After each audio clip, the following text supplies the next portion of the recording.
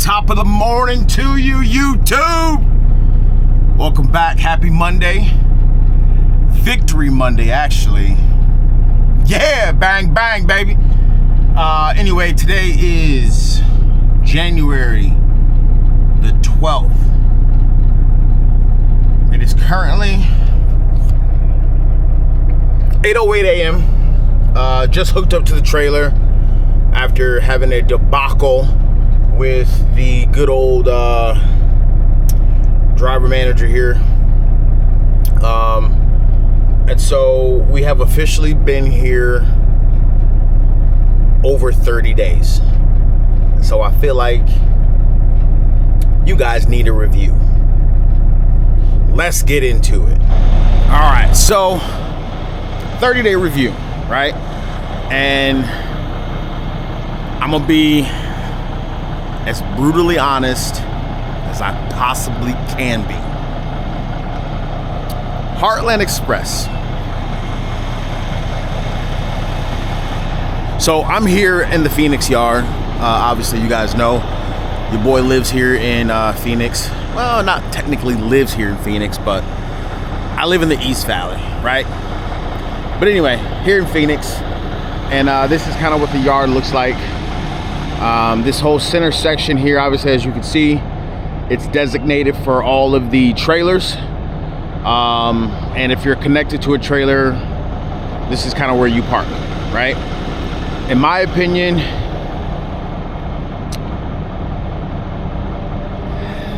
so this is a disaster, right? When you come in from home time, by looking at these trailers, even these empty ones, or not empty, but the ones that are not attached to a truck, right? You don't know if it's loaded or empty, right? So then I have to basically walk in between both sides, and you're checking every single door for a seal. Now, just because you find a trailer that does not have a seal doesn't mean it's empty. I got excited this morning, thought I had me one. Negative. Did not. So, what would be my solution to this problem, right? One, Heartland needs to buy more trailers. I did pass the trailer yard coming in, and there's probably about 15, 20 trailers over there. It's a McKinney trailer.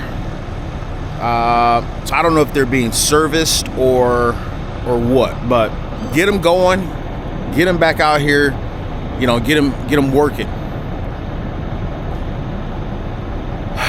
I always have to look for trailers, right? So like I said, my solution would be to, if I'm bringing in a relay, which means I go and get the trailer from the shipper and I bring it to the yard for someone else to then take it to its final destination, I would think that it should be parked up in this part of the parking lot, right?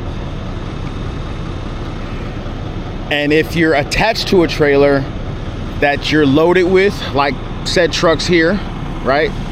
These guys, then yeah, that's fine, park up there. But for all of the trailers that are empty, I would put them back here, right? Even if you have a trailer and you're parked up to it, like you're connected to it, and you're just here for a 10-hour reset or whatever, and you want to park back here, fine. But any and all empty trailers, I would put them here. All occupied and full trailers, put them there. It's just my opinion. All right, so enough about the trailer situation, right? Heartland Express. So as you can see, they have good equipment, right? They have one of 3 trucks. You got the beautiful K-Dub T680, right?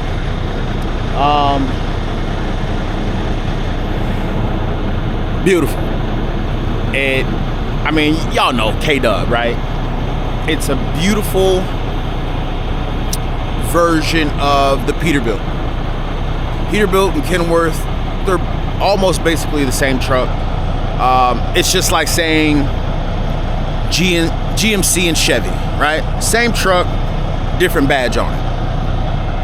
I like both. It just depends on the look. If you're gonna go for a complete company truck, boom, there you go. If you're gonna be an owner operator and you got dough, Pete, 389 long nose. However, I will say a K-Dub W900 or like an older Kenworth would be chef's kiss, right? So you got those. You got the International LT, whatever that thing is right there. There's another one there. And then, oh, there's a red one over there. And then you have the good old Freight Shaker Cascadia. Now, nothing wrong with the Freightliner. When I started my trucking career, I had a Freightliner. And fortunately, up until this point, I don't, right? Now, I will say the way that Heartland buys their Freightliners, so the Kenworths are double bunked, right? So technically, this would be like a trainer truck. Trainer sleeps on the bottom, student sleeps up at the top. The Kenworths, it's made for one person.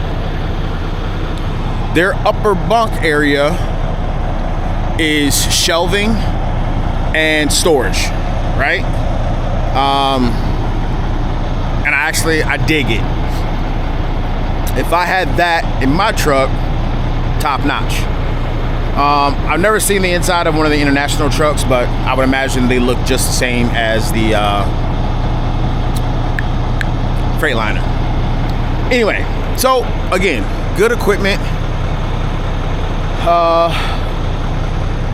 Good trailers when you can find them, right? So anything that says 16, these are brand new. Unfortunately, this brand new trailer has been red tagged out of service already.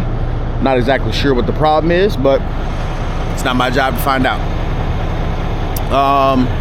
15 and 16, those are going to be your new trailers. And then everything below that will be pretty old. Like I got a 110 45. She's old, right? So decent equipment. The gripe that I have is my DM, she's new.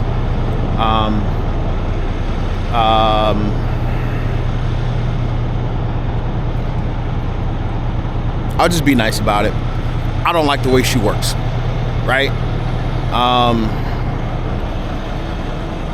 A lot of things she does doesn't make sense. And I know you guys want an example, and I'm glad you asked, so I'll give you one. So for example, there was a time I was in San Bernardino, had an empty trailer on me, and she goes, hey, take that trailer down to Paris, California, to Lowe's, drop it. It's like, okay. She's like, and then when you do that, let me know. I need you to do me a favor. Okay. So I get on the Lowe's, drop the trailer, call her, hey, I dropped it, what's up? She's like, now I need you to go back to San Bernardino yard, grab some paperwork. I'm like, okay. And then go to San Diego.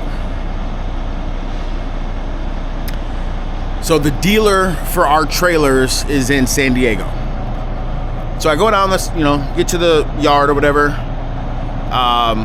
get the new trailer, do the inspection on it, and then I say yes, on behalf of Heartland Express, we'll accept the new trailer, right? You're checking for damage, you're making sure all your lights work, your landing gear is in proper function, there's no damage to the trailer or anything like that. Basically, you want the trailer to look exactly like this. Make sure all of your lights are coming on, making sure all of this is properly fastened, not broken, it's secure, all of your tires are inflated, all of that pre-trip type stuff. So sign for the trailer, call her up. Hey, got the trailer, we're good to go, ready to roll. Now, it's been 2.5 hours at this point. Okay, let me find something for you to do. What you been doing this whole time? Like this last 2.5 hours, what you been doing? Now, in my professional opinion, if I were her and I knew I had a driver going to pick up a trailer, I would have had their load sitting right there on the shelf on standby. So as soon as they called me and said, hey, Sean, I'm good to go, bro. Got this trailer, let's roll. Perfect. Boom, there's your load. No. So the 2.5 hours, nothing. And then I still had to wait another 35 minutes for her to then find me something to do.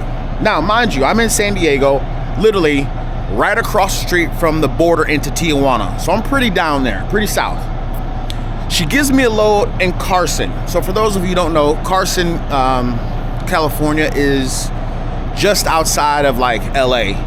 It's up by like the port, LAX, all of that up there. If you've driven in California, then you know. Traffic in LA sucks all the time. So it's 2:35 and I'm in San Diego, right? So boom, jump out, get on the 5, take off. For the most part, pretty good flow. When I got into like Carlsbad, I got into a little bit of traffic or whatever, fine. Get through Orange County, go through Laguna Beach, San Clemente, all of that. Then hit the 405. I sat on the 405 for 3 hours. And at this point, when I left San Diego, I have 4.5 hours on my drive clock, right? So I drive, boom, boom, boom. By the time I get to the 405, I have about 3.5 hours of drive time. Now I'm on the 405 and I'm getting down to like 45 minutes. Now my ELD lights up yellow. Like, hey, Playboy, you about to run out of time. So then I go, all right, Lord, I need a sign. I need somewhere to park. So I'm driving. Not very fast, mind you, but I'm driving. And then we come to a dead stop at the 405 and the 605. I'm like, Lord, I need a sign. Complete standstill. On my right side is the merging lane to go to the 605 north. And due to the fact that there was no traffic coming up my right side, all right, Lord, I take it, that's my sign. Go this way. So boom, I go to the 605. And now I'm driving, I'm like, all right, Lord, I need another sign. I need somewhere to park this big boy. And probably like 2 miles up, I see this big, beautiful, colorful sign, casino. Yep, that was my sign. Boom, jump off. I forget what the casino was called. It was like something Gardens, Royal Gardens, I don't know, something Gardens, right? Casino. So I make my way to the area and then I see the guy over at Valet and I scream, hey bro, where can I park? And he's like, go down 2 driveways, take a left, and then just go to the back. Thank you. And I do exactly that. By the time I parked the truck, pulled the brakes, I had like 23 minutes on my drive clock. Now my ELD flashed red. So immediately do post-trip, do that whole process, shut the truck down, right? I said all that to say, I knew we needed a new trailer, right? But did it need to be picked up at that point? If I was already in San Bernardino, why couldn't I just jump on the 60, go out to Carson, grab said load, and then do whatever I needed to do? Why send me to Paris when I was already in San Bernardino? Send me to Paris, go back to San Bernardino, and then go down to San Diego, driving through Paris, right? It was just too much. And then you gave me a load to come back up north into the LA area where we know there's traffic. It's always traffic, especially on the 405. There's some other examples. She gets confused very easily. And then whenever I question her on things, she'll always say, well, I know you're new, And I'm like, no, you're new.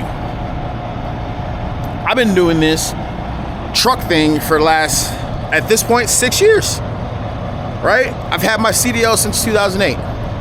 I know what I'm doing, right? I like to move a certain kind of way. And I understand you're not going to get along with everyone. But this one, I've gone to management before, once already. Hey, man, it's not working out. I need someone else. You know, and they begged and pleaded with me like, hey, she's new. Just help us out and stick it out with her. You know, we need you to do that. Fine. I did it. But then now it's to the point where she talks real tough when she's on the phone, right? Hey, I need to go home this weekend. Okay. So like I said, it's Monday. I came back from home time. I picked up a load Friday in Redland, right? Brought it to Phoenix Friday night. It was for Target. It's got to go to the Target DC here in Phoenix. But it didn't deliver until the window was Saturday morning between 6 a.m. and like 2 p.m.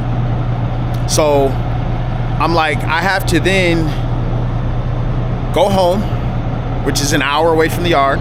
So Saturday morning, I had to drive an hour back out. And I go, hey, your load is interfering with my home time. And y'all let me know. If I'm tripping, just say, hey, bro, you tripping. It is what it is. Just do it. And I'll be like, okay, cool. But if not, let me know too. Like, put yourselves in my shoes. You're getting ready to go home, but your load can't deliver until the following day, which is the first day of your home time. And then you got to drive an hour back to the truck, do your whole pre-trip, yada, yada, yada, do the load, and then come back and then drive an hour back home. Again, if I'm tripping, let me know. But that was the second weekend in a row that I had to do that. And she was like, it is what it is. You can either stay in Mira Loma, where I was in California, and I'll get you home whenever I get you home, or you can just take the load and do it and not complain about it. Who are you talking to? I didn't like it. But whenever I'm in person in her face, she's very polite, very kind. So, yeah. Moving on. The pay. I know y'all want to know about the pay too. I'm going to be completely honest with you. It ain't it. It's not it. So initially they put me on the Southwest region, right? So you're at 49 cents a mile. No, 59 cents a mile. And then when they tax it, they take 10% off for your per diem. And they only tax you on the 49. And then after all the taxes are done, the 10 cents that they took out, they then put it back into your paycheck, right? Didn't think anything of it. And then all of a sudden I start looking at the printouts that I get sent. And they drop my pay. So now I'm looking at my pay stubs and I'm down to the 48 cent with the 38 cent for the per diem. There's a lot of driving that I do that I'm looking, at like the layout of the prints and all that kind of stuff. I do a lot of driving for free, right? Which, that ain't cool. We're not out here to be doing things for free. So that's the problem I have. If you're gonna make changes to someone's pay, tell them. Now, I don't know if that's her deal or if that comes straight from payroll, but come on, man. So, yeah. So I don't know if they put me on what's called the Southwest Engineer route, which is basically Phoenix to California, back and forth, right? There was one time I went to like northern Utah and then back to California, came here, back to Arizona, and then I went to New Mexico, came back. I only did that one time. Ever since I've been out, it's just back and forth to Arizona to California. right? Running the 10. And if y'all know, that's boring. Driving on the 10 westbound is extremely boring. I mean, it's just that. It's boring as all get out.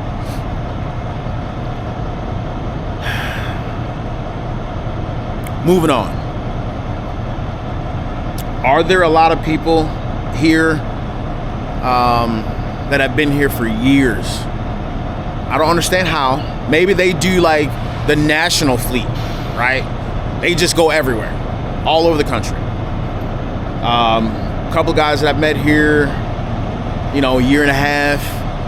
There's some people here that have been like 12, 14, 15 years. The lady that handled our orientation, Lisa, she's been here 20 years, driving for 18 of those 20, and now she's been doing the orientation stuff for the last 2 years. Maybe they've had good driver managers, right? Maybe they've had not better paying loads, because for the most part, all the loads pay the same. You're just getting paid your cents per mile. But would I do it again? I truly had high hopes for Heartland. And again, if I'm tripping and I need to get out of my way, please, y'all, let me know. But if you guys, based off the information I'm giving, if you guys feel the same, then I'm not tripping, right? I don't know. If there's any other questions, comments, concerns you guys may have, drop a comment below. Let me know. You know, talk to me. Again, I want to know if I'm tripping. And if I am, then I'll need to handle that. But if I'm not, and you guys agree, or if you need more context to the questions I'm having, please reach out. Let your boy know. Let's talk about it. But yeah, this is how I feel. So anyway, we got to get moving, and we'll see you guys down the road. Peace.